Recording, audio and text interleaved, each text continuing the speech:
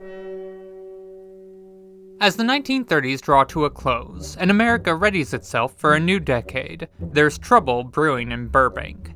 The success of Snow White and the Seven Dwarfs has certified Disney as the most profitable animation studio in the business, but many employees feel those profits aren't trickling down as far as they should. While top-ranking animators are rewarded with hefty salaries and bonuses for their work, those in lower-level positions have seen little improvement in pay and often end up working overtime for no extra wages. Instead, Disney spends most of Snow White's earnings on a fancy new studio, furnished with all kinds of amenities previously unheard of for mere cartoonists. But several of these amenities, such as the company penthouse and gymnasium, are restricted only to the highest-paid men, leaving many to wonder whether Disney is deliberately building a hierarchy of favoritism into his payroll.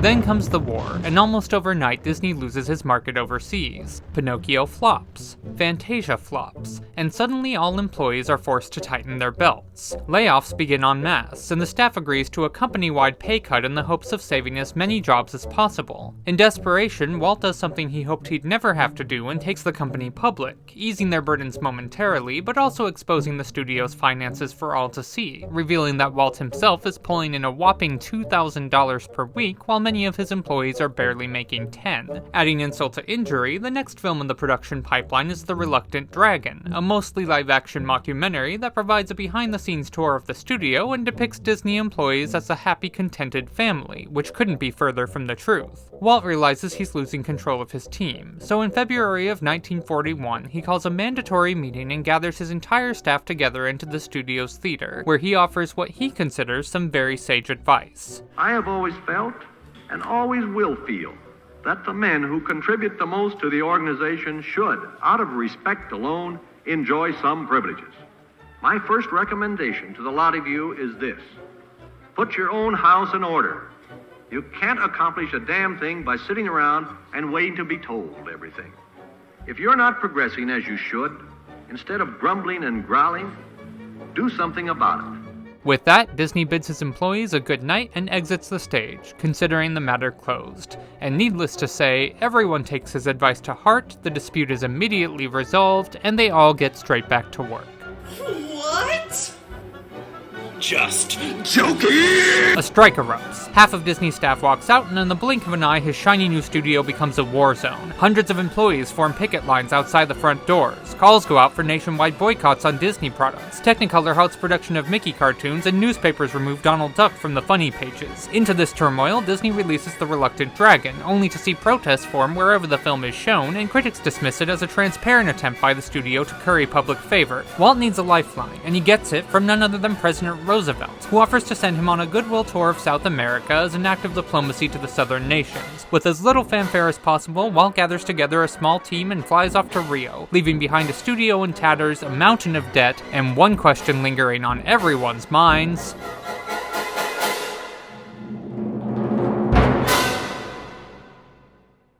All aboard! Let's go!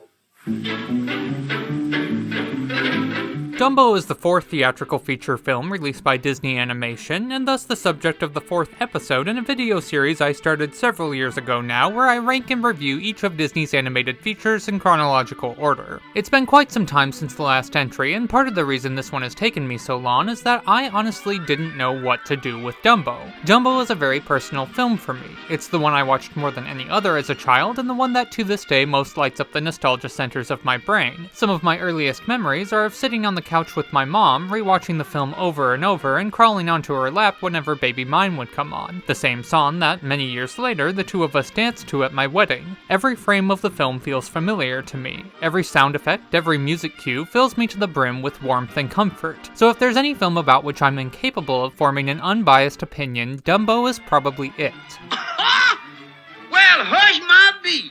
Dumbo is also a very racist film. It features degrading racial stereotypes that have caused and continue to cause real harm to real people. For generations, parents have been passing the film down to their children with little consideration for the ways in which it normalizes minstrel imagery and dehumanizes black bodies. And apart from an occasional content warning, the Disney studio itself has made little meaningful effort to address the film's blunders. Now, I'm sure some of you are already typing away in the comments about how 1941 was a long time ago and we can't throw stones at the past without putting it in the proper context, and that's true. Cultural standards are always evolving, and we're not doing ourselves any favors when we dismiss older films the moment they fail to meet the exact expectations of the current generation. But putting something in context doesn't mean simply giving a get-out-of-jail-free card to any problematic piece of art just because you assume the artist didn't know any better. That's actually doing the past a pretty big disservice. Yes, 1941 was another time, but it was a time populated by three-dimensional human beings, who each had the ability to weigh their decisions and consider the consequences. And while this kind of casual, racist imagery was certainly much more commonplace back then, that doesn't mean people were oblivious to the ways in which it could be harmful. For as long as racial caricature has existed, there have been voices speaking out against it, and many offensive films that we now assume were merely typical of their era were actually widely denounced upon release and didn't start gaining popularity until decades later, manufacturing a false nostalgia for their non-existent heyday. So if you're unwilling to look critically at these films on the grounds that people thought differently back then I'm afraid you're the one who's failing to apply the proper historical context. History is not a straight line, as we well know. The only way to make sure we don't repeat our past mistakes is to understand why they were made and what we can learn from them going forward. So that's what we're gonna do now. We're putting Dumbo on trial. We're gonna weigh its pros against its cons, consider its merits and social infractions, and ultimately seek to prove whether it's too racist to forgive, or whether it deserves to retain its status as a classic. So, order in the court, the tolerable Judge Fudd presiding. Let's talk Dumbo. Dumbo! The ninth wonder of the universe! The world's only flying elephant! Dumbo was released in October of 1941, right after the Disney strike had come to a close and just a few weeks before America entered the war. It's the lightest and artistically the weakest film of Disney's golden age, but that's by design. At this point, the studio was in no fit state to make another masterpiece. Half of their best artists had either quit or been laid off, but even before the strike, it was clear that the high standard of their first three features was no longer sustainable. What they needed was a B picture, an easy win. Something to keep the money flowing and hold them over until they could get their feet back on the ground. They found it, according to screenwriter Dick Humer, in a cereal box, where a small scroll given away as a children's prize told the story of a down-on-his-luck baby elephant who overcomes obstacles by learning to fly. Co-writer Joe Grant later clarified that Humer never actually saw the story himself and was mistaken about its origin. It was not found inside a cereal box, but rather, it was the box. A short-lived novelty toy called a roll-a-book, which allowed kids to scroll through a couple dozen illustrated pages on a device shaped something like an Etch-a-Sketch. The invention never really caught on, and the original story of Dumbo is now considered lost, but it survived just long enough to be immortalized by Disney. It was exactly what Walt had been looking for. A simple narrative with a feel-good ending, lots of bright, cartoonish characters, and little need for artistic innovation. Like Fantasia, it was initially proposed as a short film and then quickly expanded into a feature. But unlike Fantasia, it wasn't expanded very much, turning in at a mere 64 minutes, barely half of Fantasia's runtime. It also had about half the budget and was made in about half the time, so it wouldn't be unfair to say that it only turned out about half as good. But it did its job. Critics and audiences found it enchanting, and it ended up becoming Disney's most profitable film of the 1940s. This one's on Dumbo! Yeah, Dumbo! Dumbo! Now, if you haven't revisited the Golden Age film since you were a kid, you might be struggling to remember what made Dumbo any less impressive than the rest. It had the same animation style, the same sense of humor, relatively similar character types and story beats, but when you look a little closer, you can clearly see where corners were cut. Gone are the refined color palette and aesthetic grace of Snow White. Gone are the detailed backgrounds and stunning multiplane camera shots of Pinocchio. Gone are the experimental techniques and boundary-pushing effects of Fantasia, and certainly nowhere to be seen is the impressionistic wonder that was soon to come in Bambi. Instead, we get a film that focuses on charm over spectacle. Character acting is broad, with exaggerated poses and facial expressions played to the cheap seats. Backgrounds are sparse. Wide shots are used sparingly, with the camera preferring to stay tight on the characters, framing them mostly against clear skies or undecorated walls. Camera movement is minimal. Most shots are static or move only at eye level across a horizontal plane, avoiding any need for three-dimensionality. Human characters, ever the most difficult to draw, are here hidden mostly in darkness or silhouette, with their faces covered up in clown makeup or washed out for crowd shots, and gags avoid any semblance of realism, paying little mind to internal consistency and pulling more from the bag of tricks that was then being developed by the Looney Tunes. Ah, that must be it. So in a lot of ways, Dumbo feels less at home in the Golden Age than it would have in the package era, where Disney transferred the style of their short films onto a slightly larger but still relatively modest scale. You won't, for example, find an anthropomorphic train anywhere in Snow White or Pinocchio, but he'd be right at home alongside Pedro the Plane from Saludos Amigos, or Little Toot the Tugboat from Melody Time. Look at his ears. The story is just as thin as the animation, basically just a riff on The Ugly Duckling, which Disney had already adapted twice, or more specifically Rudolph the Red-Nosed Reindeer, which had first been published just 2 years earlier. An innocent misfit is bullied for a perceived deformity until one day the very thing that made him different turns out to be his most valuable asset. Actually, come to think of it, it's more like Rudolph's Shiny New Year. Come on, Happy. Let's see those old ears of yours. Its clearest predecessor, though, was a 1936 silly symphony titled Elmer Elephant, in which a young pachyderm is picked on by the other animals for his trunk, but saves the day when a treehouse catches fire and he's the only one who can put it out. This was one of Disney's most popular short films, and it's easy to see the ways in which it influenced Dumbo. In fact, I'd argue that Elmer's version of the story makes much more sense. A trunk is already a distinctive appendage with a practical purpose that makes elephants unique in the animal kingdom, but instead of just using that, Dumbo makes up a new physical abnormality and then assigns it a completely random magical power. There's no thematic significance to the choice of big ears specifically, nor is the ability to fly ever really set up or foreshadowed, and worst of all, Dumbo doesn't even do anything heroic with his newfound talent. He just uses it to show off. Sure, it makes for a more exciting climax, but it all feels completely arbitrary, and it muddles any lessons the film might want to teach. Elmer's moral was to look for value in the things that set you apart, but Dumbo's is that if people make fun of you, you should turn into a superhero and spit on them.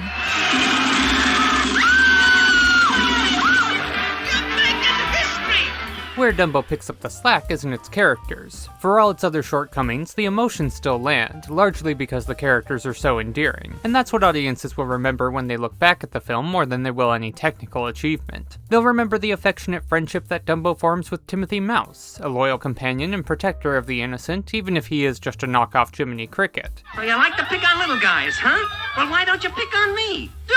They'll remember these catty lady elephants, unapologetic gossip queens who gleefully enforce the social hierarchy and have no qualms whatsoever about sending a baby into exile. Have I got a trunk full of dirt? Darling, go on. They'll remember the genial charms of Mr. Stork, the first Disney character to be played by the impossibly mellifluous Sterling Holloway, whose cotton candy vocal cords were so instantly iconic that Disney hired him back for over a dozen more films. Dear me, what's his name? Jumbo Jr. But most of all, and before anything else, they'll remember the relationship between Dumbo and his mother. If Dumbo is a step down in its visuals and its storytelling, the one thing it definitely doesn't skimp on is heart. The scenes between Dumbo and Mrs. Jumbo contain some of the most tender animation in the studio's entire filmography, and the care put in here is what makes it difficult to get hung up on any of the film's other failings. 3 scenes in particular stand out. The first is one that Dumbo's not even in. The opening sequence, in which Mrs. Jumbo looks on as every mother but her is granted a baby. Even before Dumbo arrives, you can feel what an enormous place he takes up in her heart. Her desperation as each bundle of joy falls from the sky, only to land just outside of her reach in someone else's cage, tells us all we need to know. No words, just a silent picture of longing that'll open the tear ducts of any aspiring parent, especially those who have ever struggled with infertility. It also sets up the unspoken but important fact that Mrs. Jumbo is completely alone in this journey. She's a single mother, a role which is apparently just as stigmatized in her society as it is in ours. Which one of you ladies is expecting? Not me. The very idea. Certainly not. Over there.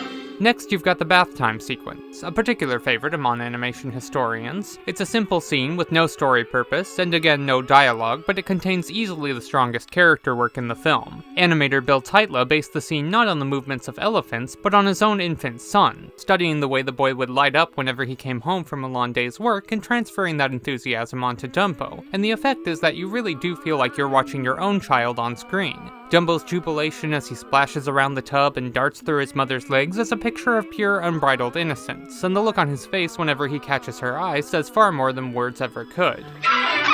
Lastly, of course, you've got Baby Mine, the film's most celebrated sequence and yet another showcase for Bill Tytla's talents. Tytla was known for animating heavies, powerful, masculine characters like Grumpy, Stromboli, and Chernabog, but ironically it's on these, his heaviest characters, where he shows his lightest touch. Despite only being able to emote through her trunk, you can fully feel Mrs. Jumbo's relief at finally being able to hold her child again, and the flood of emotions Dumbo goes through should be taught in every animation class, with Tytla bringing him from exuberance to sorrow and then back to joy, all in a matter of seconds. This is the third consecutive video in this series where I've shouted out Bill Tytla specifically, and with good reason. He's one of the greatest animators to ever live, and arguably the defining artist in this era of Disney history, but in many ways Dumbo marked the end of his reign. After the strike, there was a growing division at the studio, not just between the strikers and loyalists, but also one between generations. Tytla was a member of the Old Guard, the artists who'd come to Disney in the early 30s from lesser studios or newspaper comics and helped grow animation into a serious art form. But now a new batch of animators had arrived, those fresh from art school, who'd been studying animation their entire adult lives and saw Disney as their destiny. They treated cartoons not as something to be explored, but to be perfected, and they arrived at the studio like superstar college athletes eager to prove themselves in the pros. The actual age gap between these two groups was only a few years, but it made a huge difference in the way they approached the work, and after Dumbo, the older animators often found themselves struggling to keep up.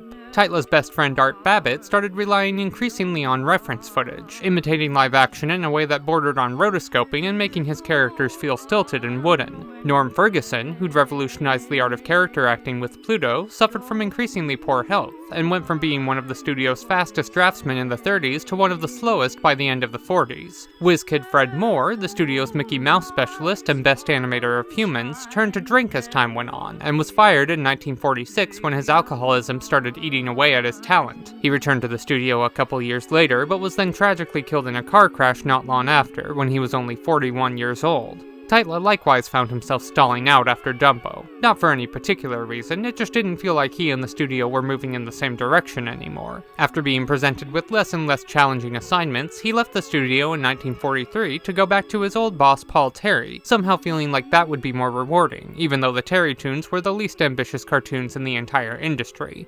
These were the artists who created Disney animation as we know it, and yet by the time they were barely middle-aged, they were already obsolete. Such is the sad side effect of Disney pushing the art form so far so quickly. In retrospect, Dumbo can be viewed as a sort of last hurrah for this group of decrepit young men, many of whom were assigned to the film specifically because Disney didn't think they'd be able to hack it on his A picture, Bambi. Dumbo is an obvious straight cartoon, Walt said in one of Bambi's story meetings. It's caricature all the way through. I've got the men for it. Animators who don't fit in here. Tytla I'm afraid of on these things. I'm afraid he's going to get tied up in a knot. He's a caricaturist. Fergie is a caricaturist too.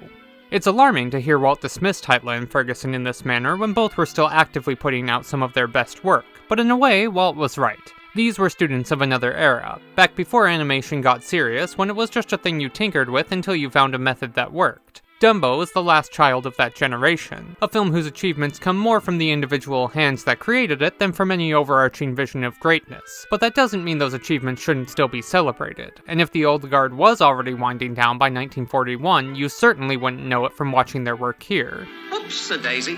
We'll have you fixed up in a jiffy. Come on.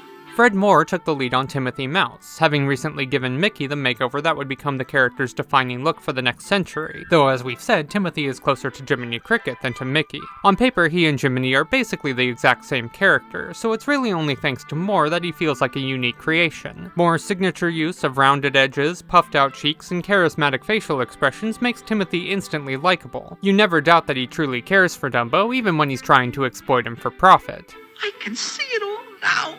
Art Babbitt was put in charge of Mr. Stork, utilizing his skill for caricature by letting the character's voice actor also serve as the inspiration for his physical design. While Babbitt's reliance on live action would hinder him in later productions, here it's a stroke of brilliance, with Sterling Holloway's slender build, imposing proboscis, and slightly vacant eyes serving as the perfect model for the wayward delivery bird. One moment, please. This is still part of the service. Tytla himself animated the gossipy lady elephants, in addition to his work on Dumbo and his mother. These characters could easily have come across as tired, sewing circle stereotypes, but Tytla imbues them each with such distinct and infectious personalities that their trash talk feels almost empowering, and they practically steal the film. Jumbo? You mean Dumbo? Dumbo. But of all the old guard, it was Norm Ferguson who really picked Dumbo as his moment to shine. Fergie had by this point been promoted from animator to director. He never really felt comfortable in this new role and would return to animating after the war, but on Dumbo he directed 2 truly unforgettable scenes: the show-stopping Pyramid of Pachyderm sequence, and of course, pink elephants on parade. Pink Elephants is the perfect example of the kind of animation that couldn't have happened on any other film but Dumbo. It's the most surreal sequence in Disney's history and contains the best animation in the entire film, and this is in large part because of the more rushed and undisciplined nature of the film's production. Fergie was joined by his assistant John Lounsbury, one of those new hotshot young art school grads, as well as a couple of oddball animators with whom the pair had previously worked on Fantasia, Fleischer veteran Hicks Loki, and the appropriately named Howard Swift, the only person at the studio who could draw faster than Fergie himself. Tasked with creating a frivolous dream sequence to justify how Timothy and Dumbo end up in a tree, the group instead delivered a phantasmagorical nightmare, with such a madcap flood of hallucinatory images that you feel like you've fallen into a completely different world. In contrast to the rest of the film's more restrained style and static camera work, here the camera not only moves in 3 dimensions, but seems to float beyond the confines of space itself, and in the rare moments when it does remain stationary, the characters take the opportunity to march around the edges of the frame, mocking the idea that they could possibly be contained within its petty boundaries. The sequence then dives into a kaleidoscopic montage of horrifying transitions and transmogrifications, each moment bleeding into the next with a demented but strangely logical sense of purpose. Shout out in particular to whoever decided to put this bed on wheels, implying that it's a hospital bed and that we're experiencing this entire thing as some sort of edge-of-death fever dream. In any other production, this scene would have been cut before it even made it past the storyboard phase, but because Dumbo was so rushed, and because so much of Walt's attention was taken up with Bambi, the animators were allowed to do pretty much whatever they wanted as long as they did it quickly. Howard Swift recalled that he was instructed to animate straightforward on 2s, without worrying about key poses, and claimed that at one point he roughed out 100 feet of film in a single week, about 10 times the rate of the average animator at the time. This approach worked out perfectly for Hicks Loki as well, who'd animated many a surreal sequence in his time at Fleischer, where he was likewise told to draw straightforward without regard for consistency. But unlike Fleischer's rough and ready approach, Dumbo would then be polished up with sophisticated line work, timing, coloring, music, and special effects. And the result is that Pink Elephants is a truly one-of-a-kind sequence, as professional as the best of Disney, but as mysterious and unhinged as if it had been drawn on the spot by a madman. This does raise a valid point of criticism, though. Why is this scene here? It doesn't feel very Disney, and it certainly doesn't feel like the rest of Dumbo. Is there really a reason to spend a full 6 minutes of an already minuscule feature on a psychedelic booze snooze that has no relation to the rest of the story? Again, if this were a Fleischer film, it wouldn't feel that out of place, but Disney generally preferred to keep things more grounded, and even if he indulged in occasional nightmare imagery, it was always still clear what each image was supposed to represent. That's why you'll hear modern viewers criticize this scene by saying that it's totally random, or pointing out that you can't hallucinate like that just from drinking champagne. That's because those viewers were raised on Disney films, and they've come to expect a certain amount of realism in their animation. If they'd instead grown up watching Betty Boop cartoons, they'd have no such demands. Hey, boy, hand me over another shot of that. But I'd contend that this scene's not really random at all. In fact, I think it makes perfect sense. For one thing, the trope of seeing pink elephants when you drink didn't originate here. It was already a well-known idiom at the time, and there was even a Terry tune called Pink Elephants that came out just a few years before Dumbo.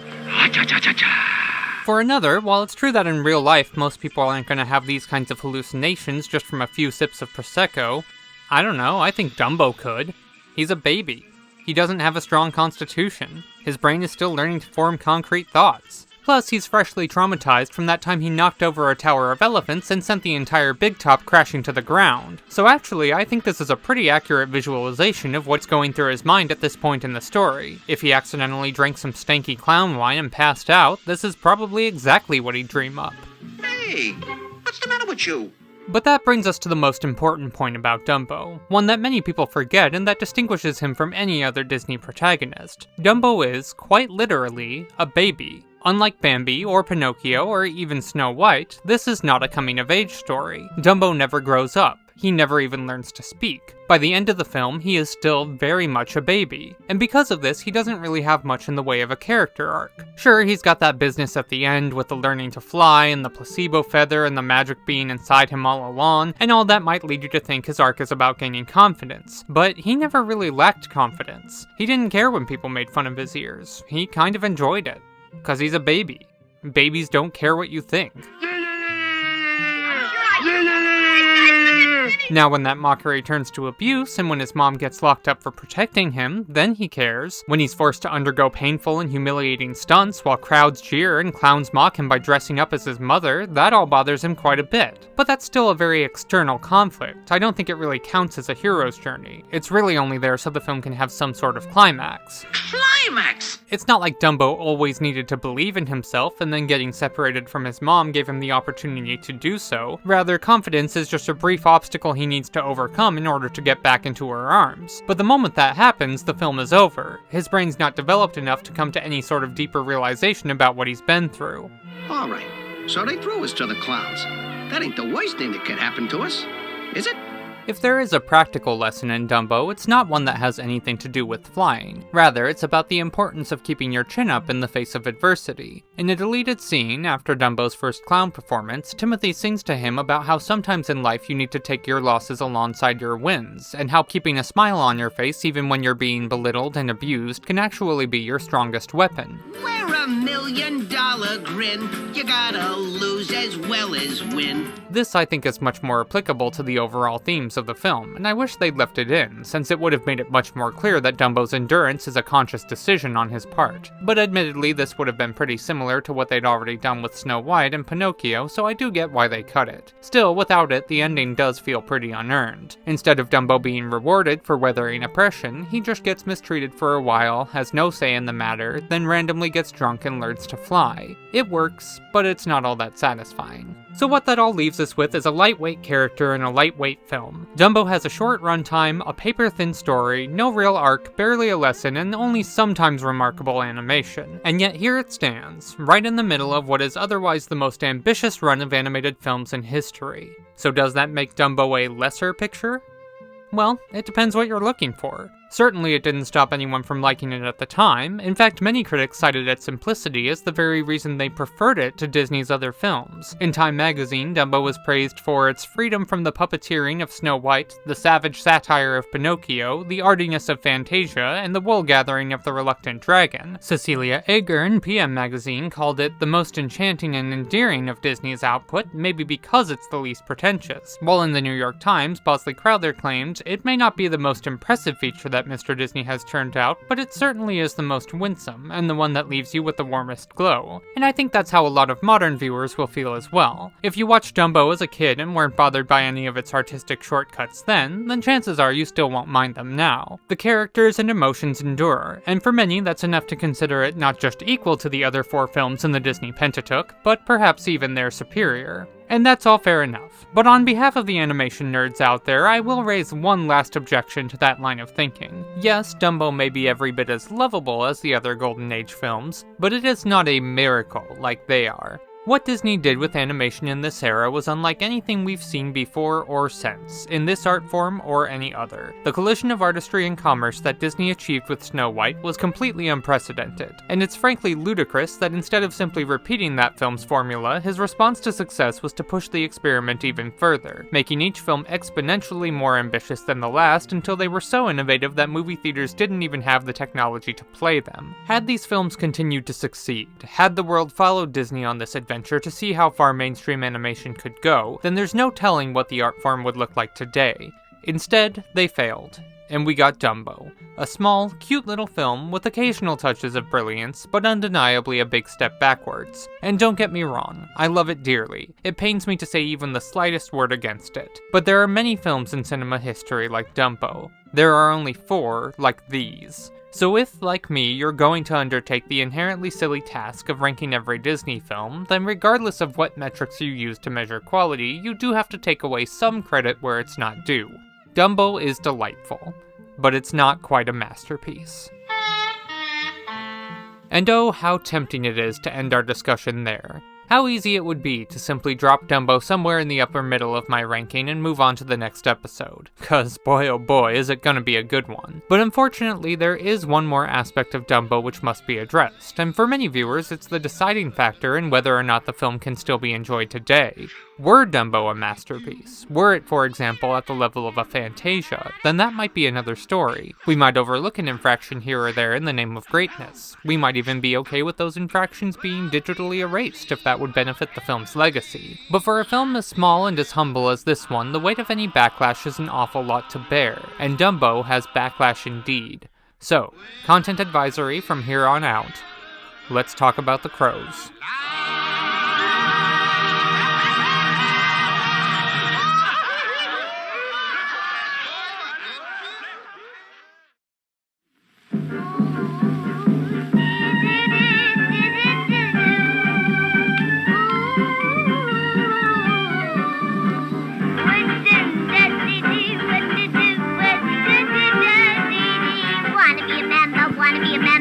Yes.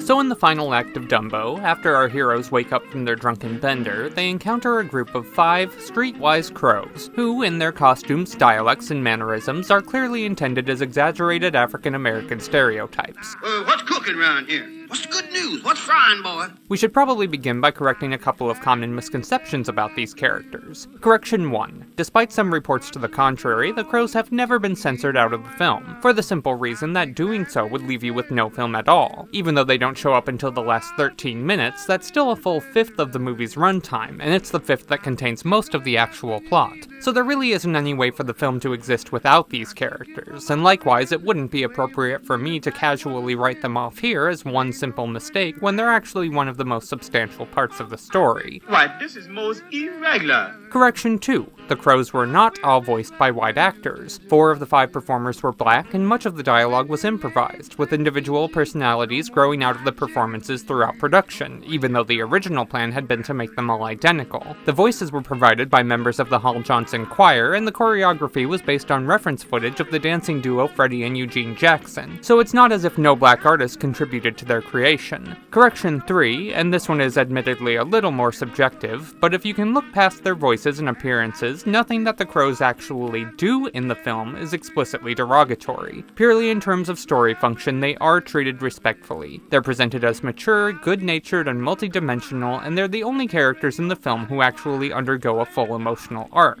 We done seen the light.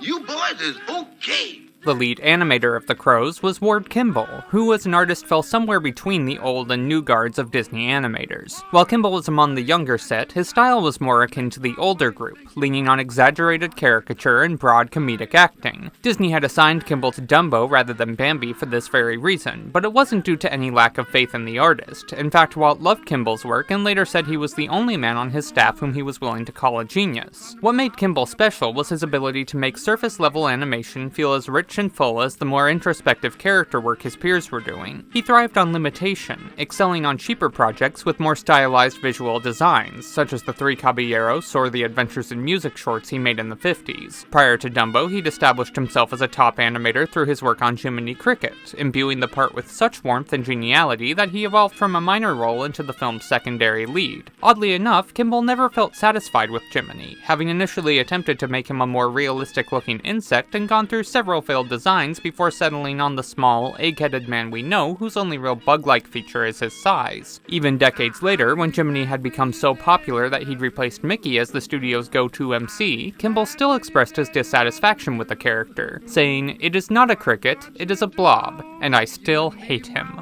Well, can't please everybody.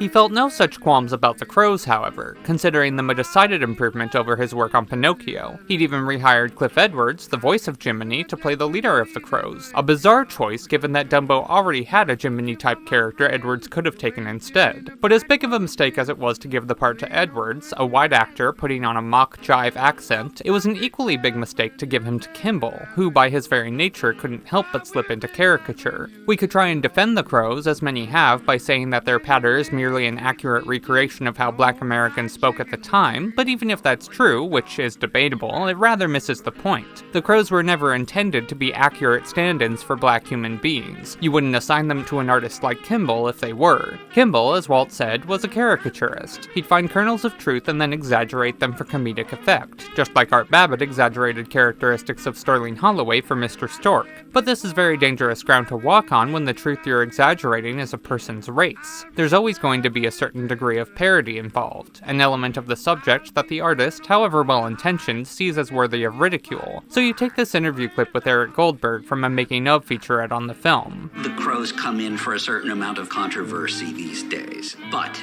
all that back chat and back and forth that they do, that is absolutely accurate to the kind of back chat you would hear from the band on a Cab Calloway record, or on a Louis Armstrong record. This comparison to Cab Calloway and Louis Armstrong has led many online sources to erroneously claim that the Crows were actually inspired by these performers, despite the fact that Goldberg never actually said this, and there are no other primary sources I can find to support that claim. But what Goldberg also doesn't acknowledge here is that Calloway and Armstrong are themselves complicated figures within the history of Black representation, who were both at times accused of leaning into negative stereotypes in their performance, and who were frequently parodied by other racist cartoons of the time. So even if the Crows were inspired by these singers, that doesn't make them a more authentic representation of Blackness. A certain kind of Blackness, maybe, but not the kind that encouraged white audiences to see them as more dignified, or more human. When you're laid 6 feet deep, no more fried chicken will you eat, oh, you dog. Now, I'm sure Kimball had no malice in his depiction of these characters, but that doesn't change the fact that their very existence is fundamentally intended as a joke. And we know this because the punchline is right there in the name. You see that fifth crow, the lead crow, the only crow voiced by a white actor, just so happens to be named Jim Crow.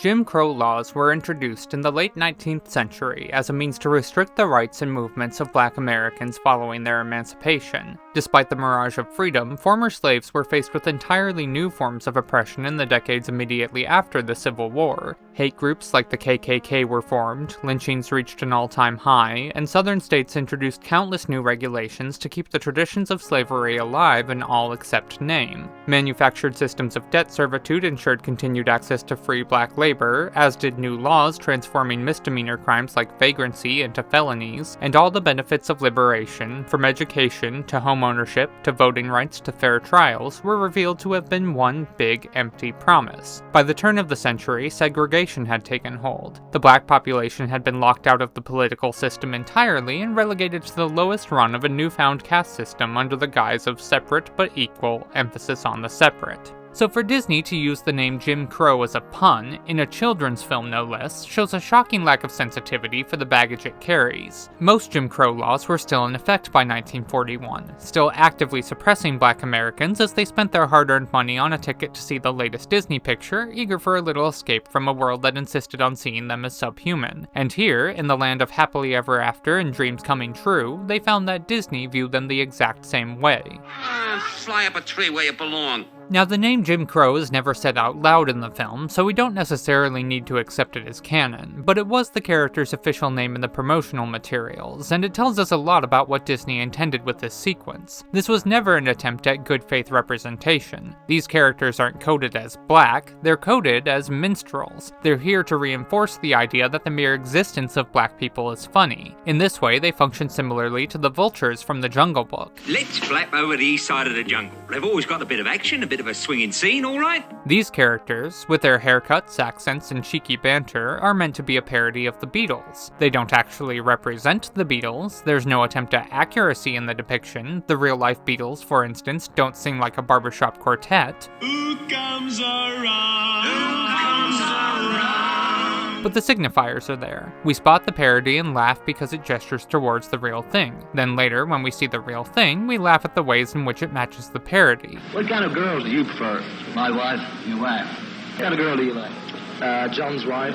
The trouble is that they don't always match, and often we're more willing to adjust our understanding of reality than we are to question a funny joke. So a reporter asks John Lennon whether Ringo Starr is the best drummer in the world, and John snidely replies that Ringo's not even the best drummer in the Beatles. And we all laugh because we like it when the Beatles rib and insult each other just like they do when they're depicted in other media. I've got a song about an octopus. Jam it up your ass, you're lucky we still like to play drums. And if later on we find out that this story was made up and John never said any such thing, then there's no need to correct our mistake because it still seems like the type of thing he would say. Why rewrite the story when the narrative still fits? And this is a really easy trap to fall into. I did it myself at the start of this video. Remember that speech Walt gave that caused half his staff to walk out and protest? Put your own house in order. Well, that's not exactly the whole story. Yes, Disney did say that, and no, it wasn't well received, and yes, his staff subsequently went on strike, but he gave that speech in February, and the strike didn't begin until the end of May, and in between there was a long, complicated process of negotiations, labor disputes, and logistical red tape, some of which fell under Disney's management, but much of which did not. The real incident that kicked off the strike was the firing of Art Babbitt, along with several other members of the Screen Cartoonist Guild who had been pressuring Disney to unionize, but many of Walt's staff remained fiercely loyal to him during this time, and even among the strikers it was generally agreed that their real enemy was not Disney himself, but Gunther Lessing, the studio's vice president and all-around shady figure, who was pulling most of Disney's financial strings and repeatedly convinced Walt not to strike a deal. So it really wasn't fair of me to imply that the whole strike was the result of Disney's stubbornness, but I'm guessing none of you questioned that version of the story because it fits with the accepted narrative of Walt as a hard-headed, bootstrap capitalist with no sympathy for the plight of the little man. And that's not a huge deal.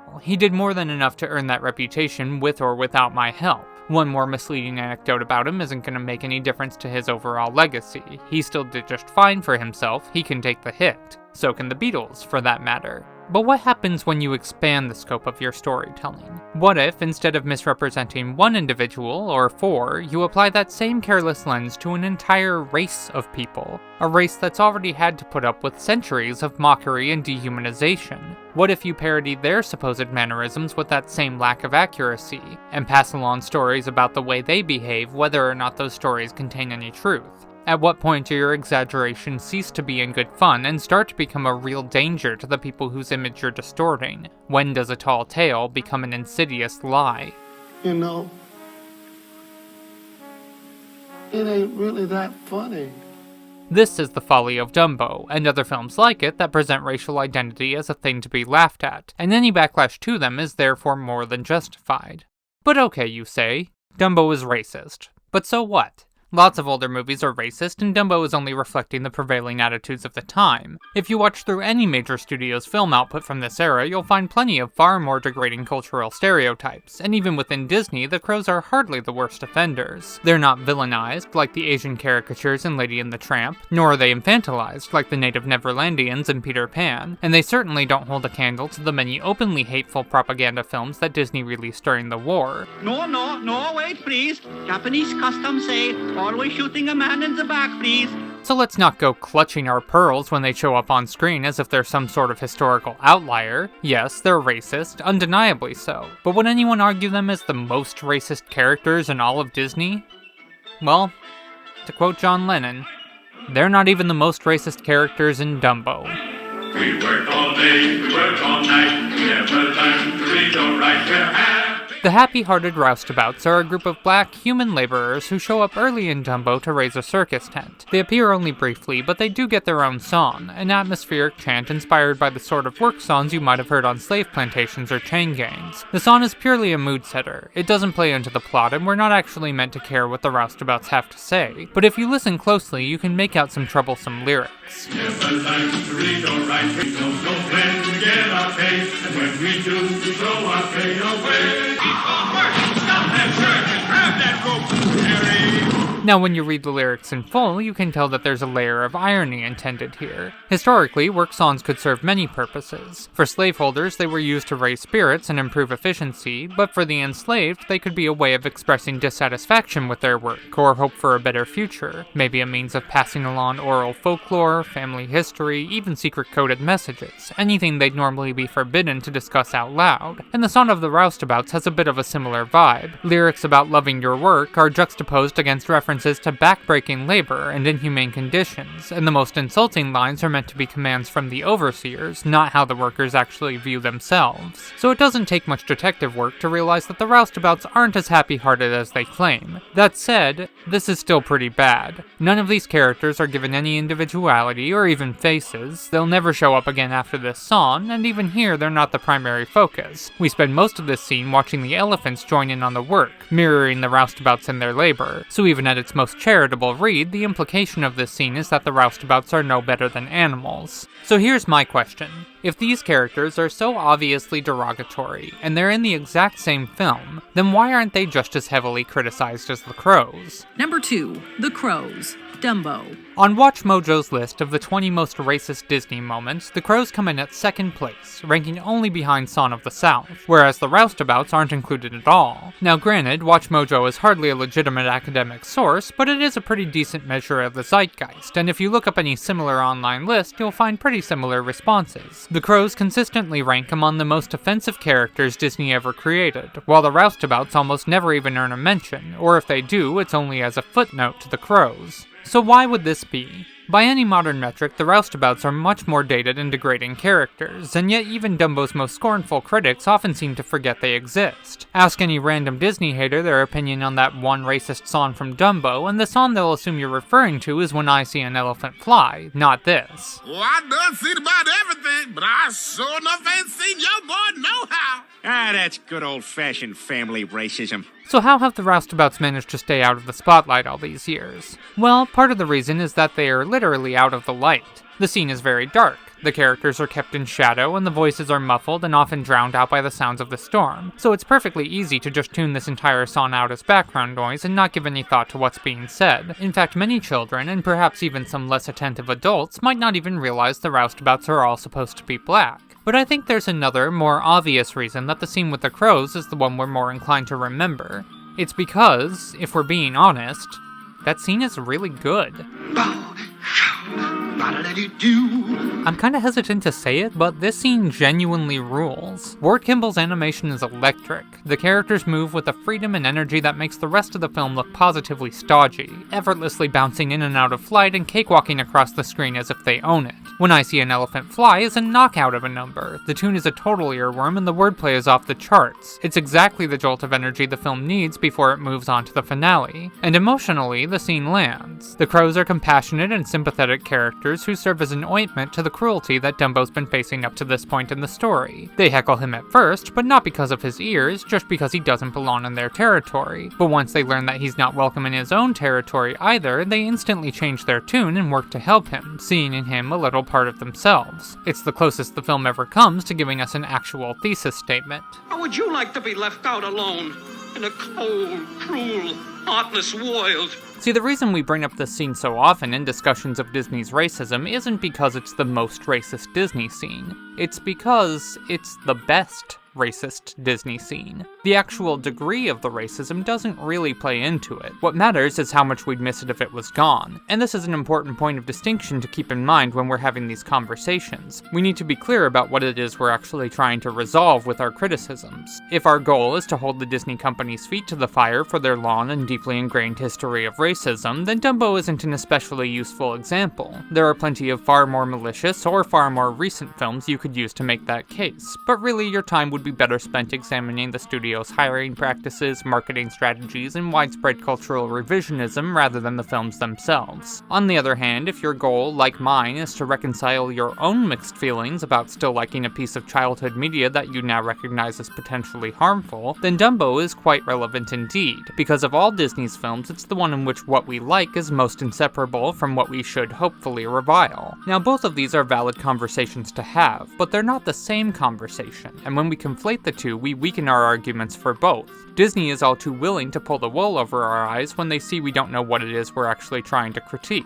They put up smokescreens and distractions. They concede that their older films are problematic, but point the blame at individual characters and plot points without having any meaningful discourse about why these dated elements existed in the first place. Don't like the Crows? No problem. Here's a live-action Dumbo remake where the Crows don't even exist. Problem solved. But all they're really doing here is capitalizing off of our confusion. They don't care whether we find an 85-year-old film problematic, their only concern is whether it can still be milked for profit. And one way or another, they're gonna find a way to do that, even while publicly agreeing that that very same film shouldn't exist. Case in point, just look at Son of the South.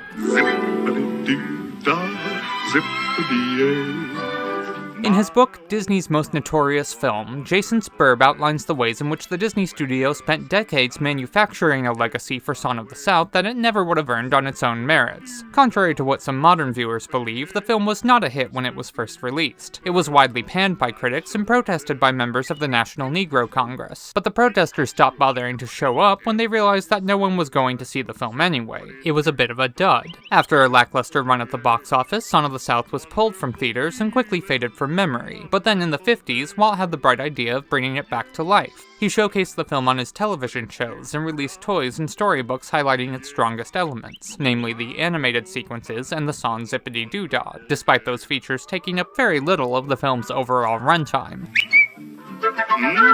Now, notably, he didn't pick those elements because they were any less problematic than the rest of the film, only because they were the best, the ones that might lead audiences into misremembering Son of the South as being better than it was. In actuality, the film itself is mostly just very boring. It's a run-of-the-mill melodrama about a whiny boy in a Little Lord Fauntleroy suit who beats up poor kids and gets black people into trouble, and if not for Disney's subsequent meddling, it likely would have fallen into obscurity just like most of his other live-action films from this era. But because of his sneaky marketing strategies, Walt tricked audiences into feeling an unearned nostalgia for Son of the South, and by its 10th anniversary, the film had gained enough goodwill to earn a re-release, where the marketing again focused almost exclusively on Uncle Remus and the Brer characters and ignored the human drama at the film's center. The studio continued doling the film out in this manner after Walt's death, dropping it back into theaters about once every 5 to 10 years, though notably only at times when conservatism was more in vogue, the ethos most aligned with the film's rosy-eyed view of America's past. It did not, for example, make an appearance during the political uproar of the 60s, but it saw 2 re-releases in the Reaganite 80s, both of which more than doubled what the film had made in its original run. By that point, though, Disney could see the writing on the wall. Home video was taking the place of theatrical reissues, and the narrative around the film would likely change once audiences could take it home and watch it on their own time. Up until then, the film's popularity had rested almost exclusively on nostalgia, with parents taking their children to see a movie they remembered loving themselves when they were young, despite the fact that at no point in the film's history has it ever played particularly well to younger viewers. What those parents were actually remembering was the film's strategically marketed characters and merchandise, and once they had the opportunity to rewatch the film whenever they chose, they'd probably uncover this deception pretty quickly. And so, rather than putting it out on VHS, Disney shelved the film and instead preserved its characters by transferring their stories onto a far superior theme park ride, changing the title to Splash Mountain to capitalize on a different film they'd released just a few years earlier, one which has ironically aged about as well as Son of the South. My oh my, what a wonderful day. Hi! So to defend Son of the South by calling it a product of its time ignores the fact that the film was not of its time at all. No one in 1946 really wanted anything to do with it, but it is a product of whichever time is most willing to accept its regressive worldview and wistful eye towards the old plantation days. And in them days,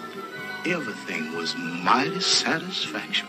Technically, the film isn't even set on a slave plantation. It takes place during Reconstruction. All the black characters we see on screen are supposed to be free, but you wouldn't know it from the way they continue to serve their former enslavers and happily preach the merits of staying home in the life you know rather than venturing off to find something better. You mean you was leaving your old briar patch? That is the place where you was born and raised? In this way, it's actually oddly similar to how Disney depicted his own employees in The Reluctant Dragon, selling the false image of his staff as a happy working family at a time when they were actively protesting their mistreatment. And one can easily imagine that Walt put a few of his own words into Uncle Remus's mouth after watching much of his staff abandon him for other studios. You can't run away from trouble. well, I'm glad there ain't gonna be no trouble. There ain't no place that far. Now, is Son of the South really as racist as they say?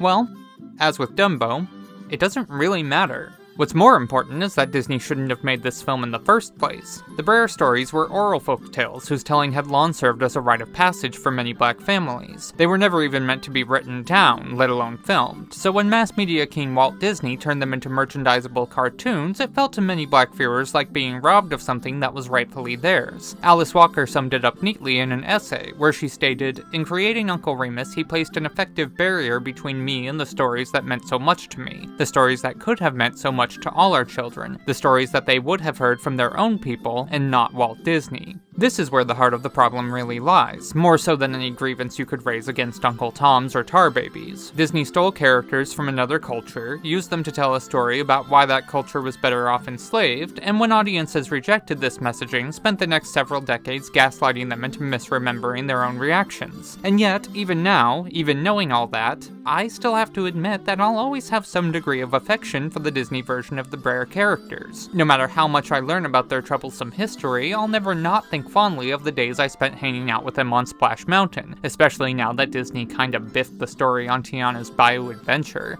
Oh, we're on our way to a party? Still? Just like in the last room? Wow, that's a lot more exciting than it was 8 minutes ago. My point with all this is that you can't decide how racist a film is just by how noticeable the dialects are. You have to consider why it was made, how it was received, and what the filmmaker was trying to tell us. Brer Rabbit doesn't exist in a bubble, nor does Uncle Remus, nor does Jim Crow. They evolved out of a long history of racial caricature which Walt Disney himself was heavily involved in perpetuating, even well before their respective films went into production. If we continue to view Disney's racist boo-boos as one-off mistakes rather than looking at their wider place within history, all we really do is take the blame away from the filmmakers and put it onto the characters themselves, as if those darned crows conspired on their own volition to ruin what would have otherwise been a perfectly nice little film. And so, gradually, we start to think that maybe if the racist characters go away, that'll fix the problem. We censor them out of the films, we take them out of the theme parks, we remove racist lyrics from the soundtracks. And certainly there are merits to this. Young people shouldn't be bombarded with hateful imagery every time they want to watch a Disney classic, and parents should be able to apply at least some of their own judgment about when to have these conversations. So often censorship is the appropriate decision. But the more we censor, the more we give off the impression that this imagery never existed, and many grown adults today have spent their entire lives thinking that Dumbo is about as racist as Disney ever got, that these characters just randomly popped into the heads of the animators one day and that they can be removed from history just as easily. But the well runs deep, and the water is filthy. Jim Crow, Uncle Remus, Sunflower, Otica, Tiger Lily, Cyanam, these are just the names that rise to the surface. If you really want to know the context, if you really want to understand why a cartoonist in 1941 would have thought this kind of character was funny, then you have to dive deeper. So if you're still with me, then plug your nose and take a deep breath, because we're going under.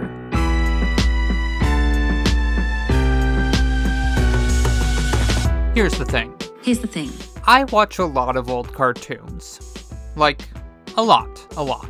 I'm not just talking about Disney and Warner Brothers, I mean any old cartoon I can get my hands on. The more obscure, the better. Like if you asked me off the top of my head to name my top 10 Tom and Jerry shorts, I'd start by asking you which Tom and Jerry you're referring to. And when you've watched as many old cartoons as I have, when you've gotten past what's on the streaming services and approved DVD collections and moved on to the VHS rips and shady public domain sites, what you start to realize is that this kind of racist imagery wasn't just common, it was practically a requirement. Look up any random cartoon from the 1930s and your chances of finding some sort of degrading stereotype are almost more likely than not, and especially when it came to black characters, there was no shortage of types to choose from. You had walk-on parts, where a clueless Patsy would show up just for a lazy gag at their expense. You had minstrel shows where an individual or group would perform on stage in blackface. You had transformation gags where a character somehow finds their appearance distorted, usually by way of tar or dynamite, and logically responds by breaking out into an Al Jolson impression.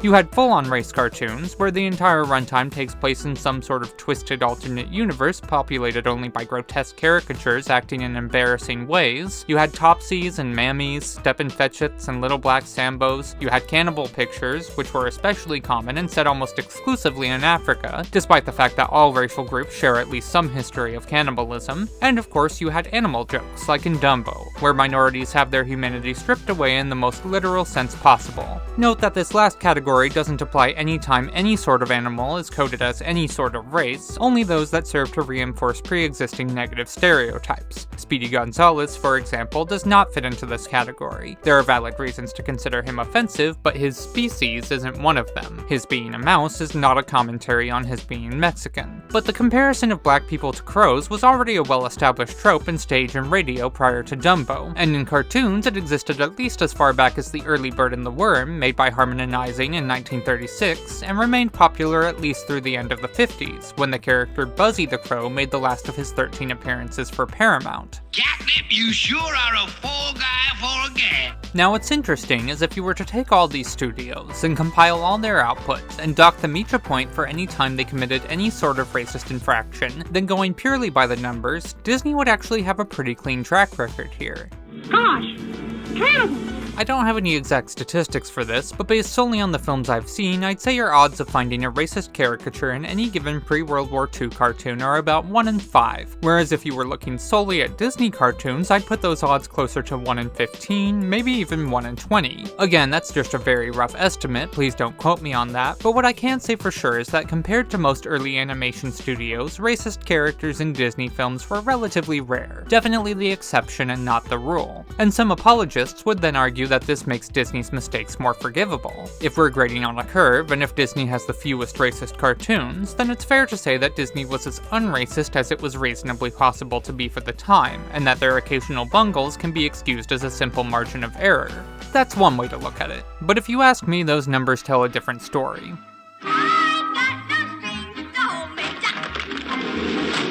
See, when Disney was making Pinocchio, and when they were storyboarding the big puppet show at the film's center, they'd originally planned for Pinocchio to dance with marionettes from 3 different cultures: a Dutch milkmaid, a French can-can girl, and an African Ubangi dancer. Jiminy crickets! Disney thankfully opted to cut the Ubangi puppets and replace them with Russian Cossack dancers instead, but it wasn't because he thought the Ubangi would be too racist. Rather, it was because he thought they'd be too topical. The story of the Ubangis is as strange and tragic as any in the history of races. The Ubangi craze had been making waves in America in the 1930s after a group of African performers appeared as a showcase in the Ringling Brothers and Barnum and Bailey Circus. The performers were actually Congolese, but they were billed as the Ubangi Savages because the name sounded more exotic, and for a short time afterwards, white America became obsessed with the image of tribal Africans decked out with grass skirts and giant lip plates. Now, folks, for a great big laugh, a lad with a built-in phonograph. But Disney had the foresight to see that this was only a passing fad, and decided to remove these characters from Pinocchio in order to make the film less dated. And while this kind of foresight doesn't necessarily make Disney any better of a person, it does make him a better filmmaker. Now, here is your host, Walt Disney. What made Disney unique among early animators is that he was the only one concerned with whether his films would stand the test of time. No other studio was really thinking about the future. Even if they cared deeply about the quality of their films, they never imagined that anyone would watch them again after they left theaters. Hence why even the best cartoons of this era are full of dated references and pop culture jokes. Red skeleton! But not Disney's. Disney wanted his films to feel timeless, so he avoided the jazz halls, urban streets, and Hollywood soirees in which his contemporaries set most of their films, and opted instead for pastoral locales, barnyards, forest glades, rustic American homesteads, things that stay more or less unchanged throughout each passing year. And this is both the greatest strength and the biggest limitation of the Disney style. Disney's films do feel timeless, but because of this, any dated reference that slips into them stands out much more sorely than it would in a film from any other studio. If Porky Pig travels to, quote, darkest Africa and meets a character who looks like this, that seems pretty bad, but it's somewhat alleviated when he then meets characters who look like this, and this, and this, and this. The Looney Tunes depicted an exaggerated microcosm of contemporary culture, a culture in which minstrel performance had thrived, so racial caricatures don't feel quite as crude when every other element of modern society is being just as absurdly skewered. But in Disney films, with their warm color palettes and soft edges, gentle music, uplifting messages, and happy endings, characters like these feel like imposters. They don't belong. And therefore I think the relative infrequency of Disney's racist cartoons actually makes him more worthy of criticism than his contemporaries, not less. It really started from a very simple idea, and like Topsy, just grew. Was Walt Disney a racist? Probably. Not nearly to the degree his haters so often like to claim, though. He had his slip-ups and his prejudices, he said the N-word on record at least once, but in general he was considerably more progressive and forward-thinking than the average man of his day. The problem is that Walt was not an average man. He was the most successful entertainer on the planet, and he created films deliberately designed to be passed down through the decades and influence the minds of young viewers for generations to come, so he had a much higher responsibility than most to be sensitive to his own shortcomings, a responsibility he failed to live up to more than once. You can't defend Disney's racist films by saying they were considered acceptable for the time, because the phrase "for the time" doesn't apply to him. He made it his life's mission to ensure that. And yes, I'm aware that Walt Disney himself didn't invent Dumbo's racist characters. He was probably off dancing in Bahia at the time. But regardless of whether these are the creations of Disney with a capital D or Disney with a capital backwards G, they nevertheless bear a name that promises timelessness and universality. And frankly, they don't deliver. They're a joke at the expense of part of the audience, the part Walt should have been most careful to treat with thoughtfulness and respect. And that kind of betrayal doesn't just fade away with time, at least not as long as the company is still promoting the film as one of their timeless classics. I'll never know how black viewers would have felt watching these characters in 1941, but I know how it feels to be a Disney fan watching them now, and it feels bad. It feels tacky and mean-spirited and a little bit gross, and even if no one at the studio had any idea that scenes like this would later stain their legacy, they did still know perfectly well that it wasn't a joke built to last. Boy, them city folks is sure in for a surprise. So is that it then? Is that the final verdict? Are we canceling Dumbo? We can't undo it. We can't censor it. We kind of blew our one shot to remake it. If there's no way to celebrate the film's strengths without also promoting its bigotry, then maybe the time has come to finally put it away, bid farewell to the soldiers of the old guard, and move on to brighter things. As we said, there are many films in cinema history like Dumbo. What's one more or less? But of course, that then leaves us with the question of what to do about Disney's other racist films. If we retired Dumbo, must we then do the same for Lady and the Tramp and Peter Pan? What about the Aristocats? Is one racist lyric from one song enough to justify discarding an entire picture? And what of Disney's more recent films that make an earnest attempt at positive representation, but still through a decisively white lens? Is it only a matter of time before they too outlive their relevance and find themselves on the chopping block? This is a straw man argument, of course. One need not prove the worth of every piece of Disney media ever made simply to justify whether or not you still enjoy watching Dumbo. But my point is there will never be a clean slate. Disney's prejudice runs far too deep to be fixed just by clearing out a small handful of problematic titles, and we're not achieving anything by excising racism only in the places where it's most readily visible. Even if we did cancel all these films entirely, take them off of Disney+, bury them in the vault, cut their merchandise, and scale back their theme park presence, that still leaves us with the question of what to do about Disney's most problematic character. The character who's been perpetuating racist stereotypes for over a century, and who's done more than any figure in modern history to keep the art of minstrel performance alive. I'm referring, of course, to this guy, Michael Theodore Mouse. You know, Mickey Mouse? I hope you've heard of me.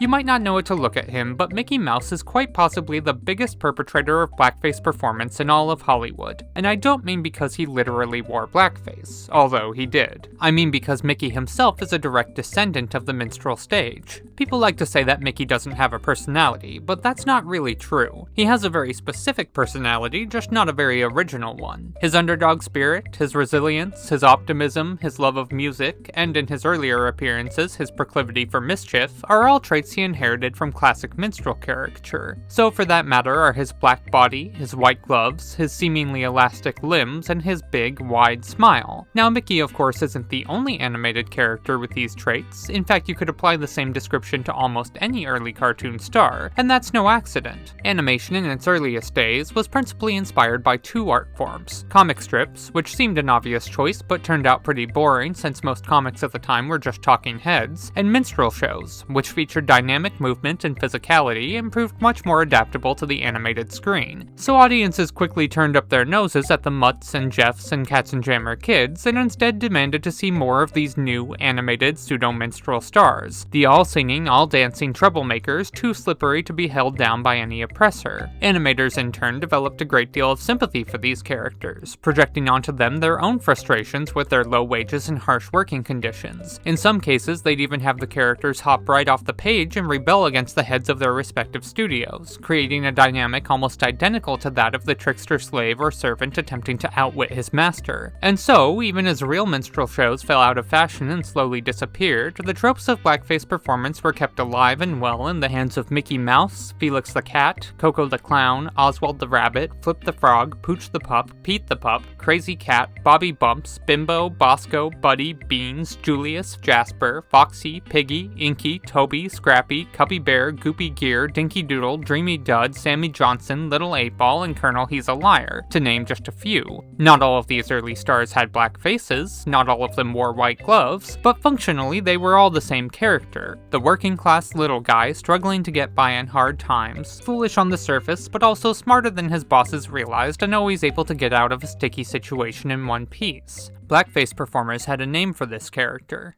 They called him Jim Crow. Disney's use of the name Jim Crow in Dumbo was in very poor taste given the prevalence of Jim Crow laws at the time, but those laws aren't what the name was directly referring to. Rather, it was referencing the character of the same name created by Thomas Dartmouth Rice in the 1820s, itself an evolution of a character from Black oral folklore. Rice was a white performer who appropriated elements of African dance and dialect to create an exaggerated, cartoonish figure who neither looked nor sounded much like any real Black American, but who effectively played off of existing prejudices held by whites. Jim Crow was lazy, dim-witted, and averse to responsibility, but also quick on his feet and clever enough to get out of a scrape when he needed to. And it was this character who first popularized minstrel performance as a self-contained art form, condensing Black identity into one easily mockable package. But while he was indeed laughed at by white audiences, he wasn't exclusively seen as derogatory. In fact, many early viewers, especially those in poorer communities, saw in him a highly sympathetic character, whose day-to-day struggles looked an awful lot like their own. In his book Raising Cain, Blackface Performance from Jim Crow to Hip-Hop, W.T. Lahmon Jr. points to the ways in which minstrel performance allowed lower-class whites to, for the first time, find solidarity with their black neighbors, likewise stuck at the bottom of the social ladder. The carters, riggers, and printers' devils who paid 6 1/4 cents to see white men in black masks act out the charisma of blackness were adapting the proletariat sense of itself to their depressed conditions. They were choosing to see themselves in terms of blackness, and to align themselves with ciphers of rootlessness and transgression. They were adjusting the sense of the life that had been bequeathed to them. They were bending it toward blackness. They were weaving African elements, not worrying about their diluted authenticity, into the life rope of a new, expressive culture. So as much as blackface appropriated and debased black identity, it also helped foster a new identity, one sympathetic to the plight of black Americans and willing to accept them into its folds, even as it mocked them in the process. Black and white actors even sometimes performed in blackface side by side, each donning the cork in equal volumes without regard for what they were covering up underneath. And to the burgeoning society of immigrants and laborers in the audience, the minstrel became a sort of accidental hero figure, a dim-witted sucker without a penny to his name, who nevertheless remained eternally smiling, eternally dancing, eternally laughing in the face of the system that subjugated him. Meanwhile, for the formerly enslaved, who had had every element of their history systematically stomped out, blackface was often the closest thing they had to a means of public cultural expression. A mockery of their culture, yes, but at least one in which some element of that culture could continue to exist. Minstrels were, in essence, clowns, the butt of every joke, but also the ones controlling the laughter, and when placed before the right audience, they could become quite powerful indeed. Right under the eye of the establishment, Jim Crow was tying black and white underclasses together into an unspoken alliance of transgression, thumbing their noses at high society by letting a distorted reflection of impoverished black America become the nation's new leading voice. As Lahmon Jr. notes, many of the workers in minstrelsy, most often early but also late, took the racism that was the given of their days and raised it against its original wielders. People work with what they have. What they have is mixed and messy. He later cites the 1948 film Pitch a Boogie Woogie, a production with an all-black cast made exclusively for black audiences in which some, but not all, of the characters wore blackface. When asked why, one of the performers replied, "We put on blackface when we had something really crazy to say." When they teamed up, they called themselves the Real Coons. The Real Coons. How embarrassing. But white America said, "Bravo, bravo!" But meanwhile, behind that mask, they were lashing out at everything that they could. So did this alliance work? Did blackface successfully unite the masses and incite them to rise up against their oppressors? No. Definitely no. Positively no. Decidedly no. There was no rebellion. Not one born on the minstrel stage, at least. The voice of Jim Crow was far too compromised to call for any sort of positive social change. The most he could do was generate a little sympathy, or more often pity, from his viewers. On the other hand, blackface in the hands of the elite became one of history's deadliest weapons. It reinforced the image of African Americans as grotesque creatures unworthy of a place in society, and turned receptive whites against them with deadly results, as in the response to the birth of a nation, where its usage was enough to almost single-handedly ignite the rebirth of the KKK. At its core, this is still a fundamentally hateful art form, one which condenses black identity into fixed and degrading character types to be derided at best and destroyed at worst, and no matter how successfully it's wielded by black performers, they can only ever swing the butt of the gun. The barrel will still be pointed directly at them.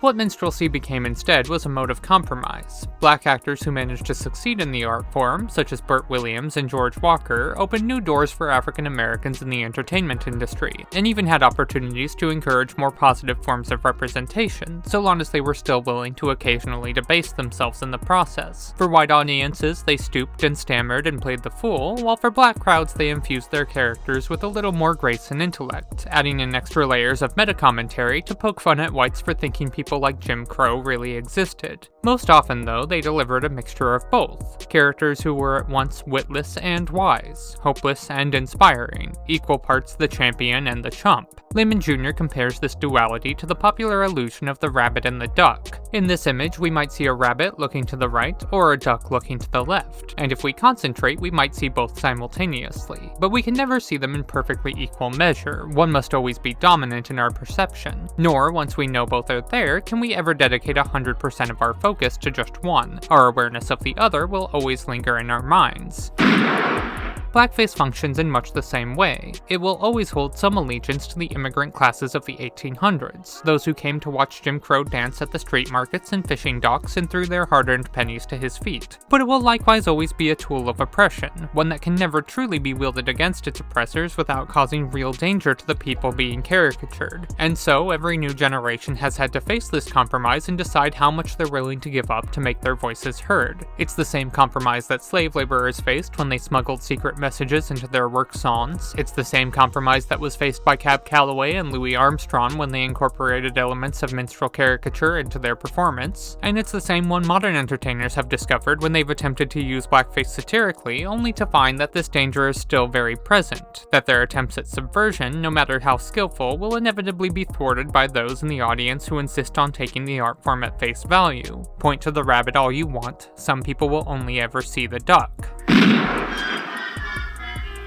By now, some of you are probably starting to wonder whether this video is still about Dumbo. I assure you that it is. I realize I've gone on a few tangents, and it may seem at this point like I'm only using the film as an excuse to discuss barely related social issues, but that's not my intention. My only goal here has been to use this history as a lens to understand Dumbo, not the other way around. And if it feels like we've gotten sidetracked, that's only because I find the presence of Jim Crow in this particular film to be so perplexing. Why was it, after all, that after making 3 timeless and masterful animated features, the good folks at Disney opted for their 4th outing to cram not 1 but 2 groups of derogatory black characters into a meager 64-minute runtime? Was it just a simple lack of oversight? Are these characters here for the same reason as the pink elephants, snuck in by the animators on a whim while Walt's time and attention were being taken up elsewhere? I don't think so. Like we said back in the Fantasia video, Disney always wanted there to be a reason for what he did on screen, and I think that still holds true even in a more rushed and casual production like this one. When we looked closer at the pink elephants, we found there was actually a perfectly logical reason for their inclusion, that they suitably captured how a character like Dumbo would be feeling at that point in the story. And likewise, after looking closer at the crows and the roustabouts, I think it's become pretty clear why these particular characters would show up in this particular film. But I admit we veered a bit off course. So let me go back to the beginning and tell you the story of Dumbo. Come on, Dumbo. Let's get back to the circus. Dumbo is a film about an innocent misfit who's bullied for a perceived deformity until one day the very thing that makes him different turns out to be his most valuable asset. He's born to a loving mother, but immediately uprooted from his surroundings and forced into a life of labor, given no control over his own autonomy and treated as nothing more than property by his masters.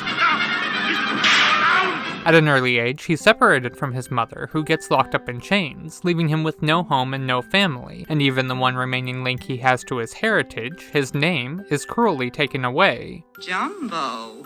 You mean Dumbo? With no other recourse, Dumbo becomes a clown, painting his face and performing demeaning acts before jeering crowds, even forced to work alongside humans dressed up as elephants in a mockery of his species.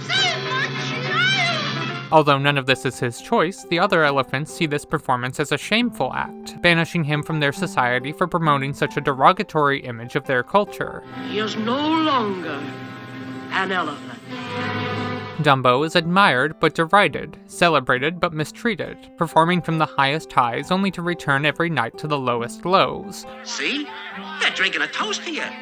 Yeah, you're a big hit. And at his lowest point, when it seems there's nothing left in his future but to be mocked and tormented, who then should he encounter but a group of 5 black crows, who teach him that the same physical traits which have brought him so much misery can actually be his tool to success. Use the magic feather. Catch him? Instead of hiding from his appearance, he learns to embrace it. He develops it into a new type of performance that the world has never before seen. He even reclaims his new name, Dumbo the Great! And although he's still property of the circus, still performing for the same crowds that once laughed at him, now they see him as a hero. The little guy against whom the world pulled no punches, who somehow still found a way to soar above all the rest. Anybody can shine when things are all okay. But it's the guy who can smile in the face of adversity that's got the stuff. Why, there's many a guy that wears a smile to hide a breaking heart. Understand? So there you have it. Now you know the context. Now hopefully you have a better understanding of why the crows are here, what they represent, and why they might sympathize with a child left out on his own in a cold, cruel, heartless world. And before I start to sound too much like that King Kong scene from Inglourious Basterds, let me also clarify that I don't think any of this was intentional. I highly doubt anyone at Disney was drawing a deliberate comparison between Dumbo's plight and that of Black American performers, or at least I haven't found any evidence to suggest that if so. But remember that this was the same group of artists who had honed their craft by imitating the traditions of minstrel performance, who had halted production on Dumbo to protest their low pay and working conditions, and who had had to stand by as their employer falsely depicted them to the public as happy-hearted followers who couldn't be more content with their work. And whether consciously or unconsciously, this group of underpaid laborers created a protagonist who stood for the oppressed and the downtrodden, and whose only path to victory was to take the prejudice he faced and raise it against its original wielders. And when it came time for him to learn that lesson, who else should be the one to teach it but a character literally named Jim Crow? Remember, all you gotta do is smile. Smile! Smile! And take it on the chin. And so, at long last, I think we can bring the trial of Dumbo to a close. We've seen the evidence, we've heard the testimonies, the time has finally come to deliver a verdict. Is Dumbo a timeless classic, an essential piece of cinema history we should continue passing down to new generations? Or is it simply too racist, a product of a bygone era not worth the trouble it takes to preserve? I've spent a long time with this film. I've considered it backwards and forwards and from every conceivable angle, and I think I can now finally say, with all the authority I have, that I've reached a decision. In the case of what to do with Dumbo, we, the court, hereby declare... The truth is, it's not my call. I can't tell you how to feel about this film, that's something you'll have to decide for yourself. If after all of this you still find the film's racism too distasteful to sit through, I'm certainly not going to tell you otherwise. You have every right to feel that way, and to an extent I agree with you. Once you've grown old enough to recognize the ugliness in Dumbo, you can never again experience the film the way you did as a child. The only question then is whether you still want to keep experiencing it anyway. And all I can say is that at least for me, and at least for right now, I'm going to give Dumbo a pass. On my Disney ranking, I'm putting Dumbo right about there. Upper middle, probably pretty close to where I would have put it when we first started, but at least now I have a better understanding as to why. And maybe that'll change someday, who knows. Don't take the rankings too seriously, they'll probably move around a lot as we go. What's more important than having the right opinion about a film is having one that can continue to evolve, to be willing to adjust your understanding and change, to learn why a piece of art exists and whether it can teach you anything you didn't know you needed to know. And at the end of the day, that's what I love most about Dumbo. He's a baby. He's still got time to grow. Dumbo is a simple character in a simple film. He doesn't have complicated thoughts, he doesn't understand the context of what he goes through, he doesn't know why there's injustice in the world or why some people are treated worse than others. And we shouldn't really expect him to. He's not ready for all that yet. That's too much pressure to put on a baby. Someday, perhaps, he'll understand. Someday he'll fly back home to the places he knew as a child and revisit all the people who helped him along his way and see them all with new eyes and discover that it's all much more complicated than he ever realized. But in this moment, all that matters is that he's safe in his mother's arms. And for right now, if only for right now, I think that's enough. So dry your eyes, baby mine.